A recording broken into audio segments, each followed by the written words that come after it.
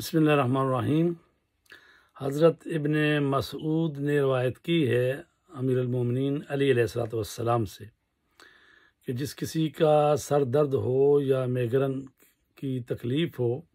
یا آدھے سر کا درد ہے یا پورے سر کا درد ہے تو اس کو سورہ حشر، قرآن مجید میں سورہ ہے 59 سورہ ہے سورہ حشر، اور اس کی آیت جو ہے وہ 21 سے لے کر 24 تک یہ جو آیتیں ہیں ان کو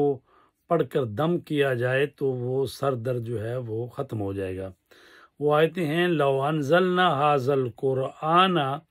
علی جبل لرأیتہ خاشعا متصدعا من خشیۃ اللہ وتلک الامثال نضربها للناس لعلهم يتفکرون۔ هو الله الذي لا إله إلا هو عالم الغيب والشهادة هو الرحمن الرحيم هو الله الذي لا إله إلا هو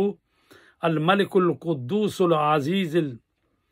الملك القدوس السلام المؤمن المهيمن العزيز الجبار المتكبر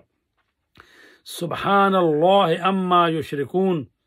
هو الله الخالق البارئ المصور